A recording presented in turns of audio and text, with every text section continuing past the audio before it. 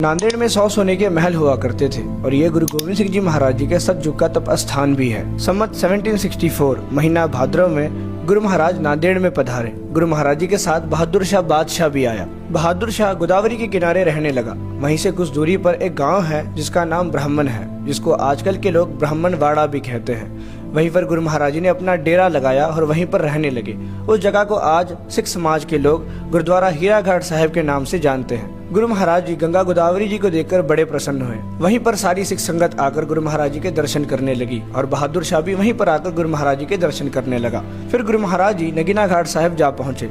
गुरु महाराज जी ने फरमाया कि नांदेड़ का नाम सतयुग में गोविंद नगरी था और यहाँ पर एक नदी बहती थी जिसका नाम था बाण गंगा। सतयुग में सतनुदर थी। कहते हैं कि यहाँ पर दूध की नदी बहती थी। नौनाथ 84 सिद्ध यहाँ पर विचरते थे और कहते हैं कि यहाँ पर 40 कोस में 100 सोने के महल हुआ करते थे और ये जगह देवतों की नगरी हुआ करती थी। फिर गुरु महाराज जी ने फरमाया कि यहाँ पर हमारा भी सतयुग का तप स्थान है।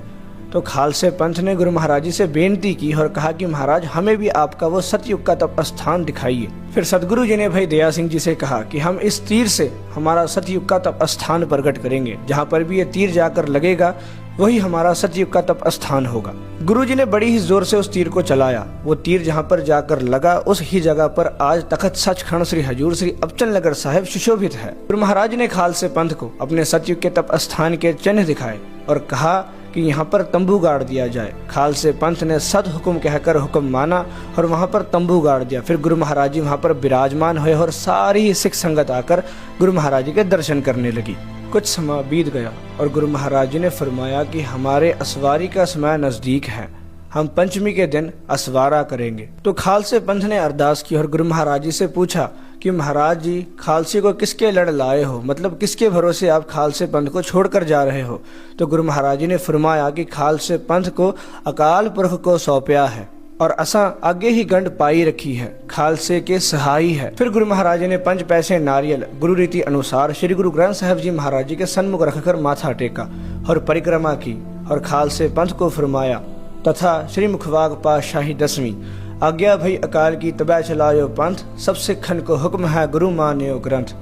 गुरु ग्रंथ जी मान्यो प्रगट गुरा की देह, जो प्रभु को मिल बोझ है खोज शब्द में ले हो। इस प्रकार गुरु महाराज जी ने अपने मुखारबिंद से श्री गुरु ग्रंथ साहिब जी महाराज जी का वचन लिया।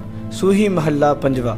अबचल नगर गोविंद गुरु का नाम जपत सुख पाया राम, मन इच्छे से ही फल पाए करते आप फसाया राम।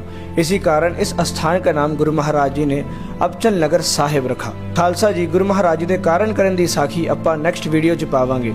इस वीडियो ਨੂੰ हर गुरसिख तक शेयर करो जी।